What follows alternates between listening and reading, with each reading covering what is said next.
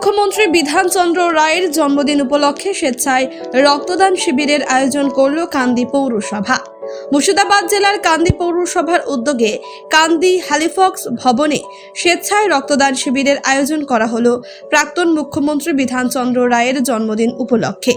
এই কর্মসূচিতে উপস্থিত ছিলেন কান্দি বিধানসভার বিধায়ক অপূর্ব সরকার, কান্দি মহকুমা হাসপাতালের সুপারিনটেন্ডেন্ট ডাক্তার রাজেশ কুমার সাহা, কান্দি পৌরসভার পৌরপিতা জয়দেব ঘটক, কান্দি পৌরসভার সহকারী পৌরপিতা গৌরী সিনহা বিশ্বাস সহ প্রমুখ।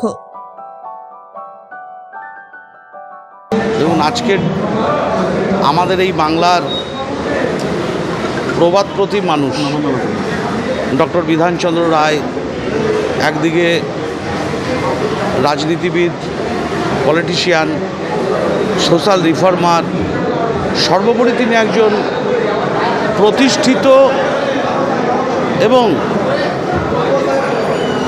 ডাক্তারি সমাজে ডাক্তারদের কাছে পথপ্রদর্শক। তার জন্মদিন এবং মৃত্যুদিন একসাথে। কান্দি পৌরসভা, তার বোর্ড অফ কাউন্সিলর্স, তার আধিকারিক, তার শুভানুধ্যায়ী, আমাদের ওয়ার্ড কমিটির সর্বস্তরের আমাদের নেতৃত্ব, আমাদের পৌরসভার ওয়ার্কাররা, কাউন্সিলররা সকলে মিলে আজকের এই দিনটাকে চিকিৎসক দিবস, একদিকে বিধান রায়ের জন্মদিন, মৃত্যুদিনে তাকে শ্রদ্ধা নিবেদন এবং সর্বোপরি রক্তদান কর্মসূচির মধ্য দিয়েই এখানকার প্রতিষ্ঠিত ডাক্তার সমাজের যারা আছেন তাদেরকে একটু সংবর্ধনা জ্ঞাপন, এই অনুষ্ঠানের মধ্য দিয়েই আজকের দিনটা আমরা অতিবাহিত করছি। ইতিমধ্যেই আমাদের ছোট ভাই বন্ধুরা, পৌর কর্মচারীরা তারা রক্ত দেওয়া শুরু করেছে এবং ব্লাড অন হুইলস অর্থাৎ এই মুর্শিদাবাদ জেলায় মমতা বন্দ্যোপাধ্যায়ের রক্ত কালেকশনের যে উদ্যোগ, একটি শীততাপ নিয়ন্ত্রিত গাড়িকে শীততাপ নিয়ন্ত্রিত গাড়ির মধ্যে একদিকে রক্তদান কর্মসূচি চলছে এবং আমাদের এই মিউনিসিপ্যালিটি হলেও আমাদের রক্তদান কর্মসূচি চলছে।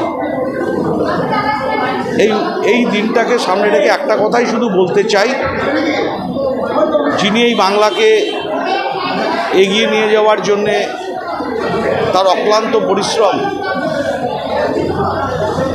বাংলা অনেকটা সেদিনের স্বাধীনতার পর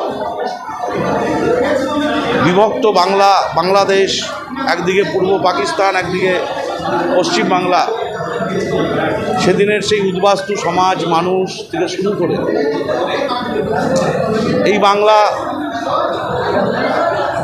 এগিয়ে নিয়ে যাওয়ার যে কাজ তিনি করেছেন, সেই কাজকে আমরা যেমন শ্রদ্ধা করি, সেটাকে আরও উচ্চতার শিখরে আজকে আমাদের সরকার মমতা বন্দ্যোপাধ্যায়ের নেতৃত্বে এগিয়ে নিয়ে যাচ্ছে।